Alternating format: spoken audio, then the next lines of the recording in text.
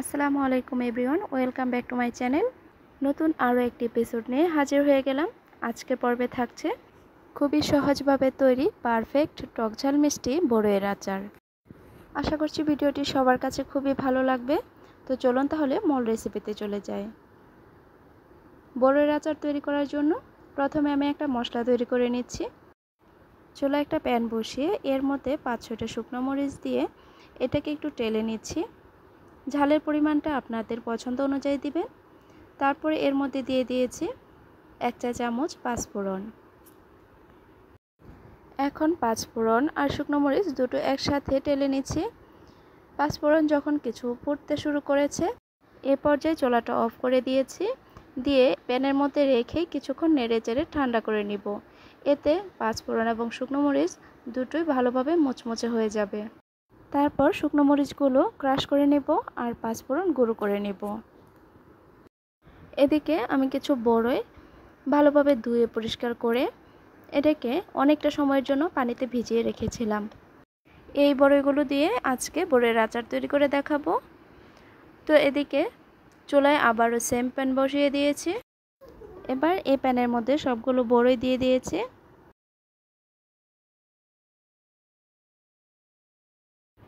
এখন এর মধ্যে দিয়ে দিচ্ছি 1 কাপ আখের গুড়। আমি এই আচারটা গুড় এবং চিনি দুটো একসাথে দিয়ে আচারটা তৈরি করব। আপনারা চাইলে শুধু চিনি অথবা শুধু গুড় দিয়ে তৈরি করে নিতে পারেন। গুড় দিয়ে দেওয়ার পর এর মধ্যে দিয়ে দিচ্ছি 1 কাপ থেকে কিছুটা কম পরিমাণে চিনি। আচারের মধ্যে মিষ্টির পরিমাণটা আপনাদের পছন্দ অনুযায়ী দিবেন। দিয়ে দিচ্ছি 2 টুকরো দারচিনি আর দিচ্ছি স্বাদ মতো লবণ। এখন এই সব কিছু একসঙ্গে খুব ভালোভাবে নেড়েচেড়ে মিশিয়ে নিব।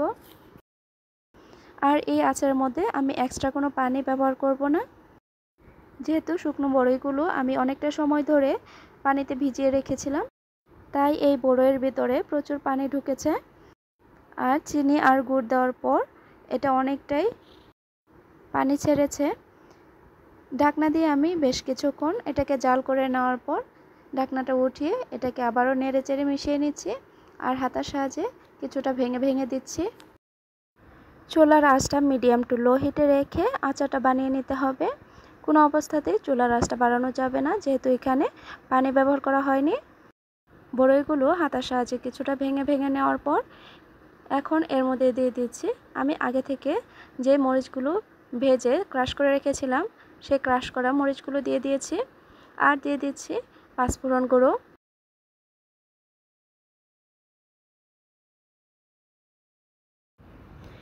এখন হাতার সাহায্যে আবারও খুব ভালোভাবে মশলাটা বড়ইয়ের সাথে মিশিয়ে নিব। চুলার আঁচটা লোতে রেখে এটাকে খুব ভালোভাবে নেড়েচেড়ে মিশিয়ে নিব আর জাল করতে থাকব। মশলাগুলো মিশিয়ে নেওয়ার পর যখন দেখবেন বড়ইয়ের আচারের মধ্যে আঠালো একটা ভাব চলে এসেছে, তখন এটাকে চুলা অফ করে নামিয়ে নিতে হবে। আপনারা যদি বড়ইয়ের আচারটা অনেক দিন পর্যন্ত সংরক্ষণ করে রাখতে চান তাহলে এই পর্যায়ে এর মধ্যে 1.5 টেবিল চামচ ভিনেগার দিয়ে খুব ভালোভাবে মিশিয়ে চুলা থেকে নামিয়ে নেবেন। নামিয়ে ঠান্ডা করে তারপরে একটা কাচের বয়ামে ভরে অনেক দিন পর্যন্ত রেখে দিতে পারেন। কাচের বয়ামে রাখলে আচারটা অনেক দিন পর্যন্ত সংরক্ষণ করা যায়। আরেকটা বিষয় হচ্ছে আচারের মধ্যে হাত দিয়ে ধরলে আচারটা খুব তাড়াতাড়ি নষ্ট হয়ে যায়।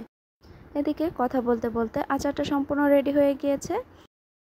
আচারটা আমি সার্ভ করে নিয়েছি। দেখুন দেখতে কতটা লোভনীয় লাগছে। খুবই সহজ একটি রেসিপি, আশা করি সবাই ট্রাই করবেন। আর ভিডিওটি যদি ভালো লেগে থাকে লাইক, কমেন্ট এবং শেয়ার করতে ভুলবেন না। আর চ্যানেলটি সাবস্ক্রাইব করে পাশে থাকবেন। সবাই ভালো থাকবেন, সুস্থ থাকবেন। আজকের মতো এখানেই বিদায় নিচ্ছি। আল্লাহ হাফেজ।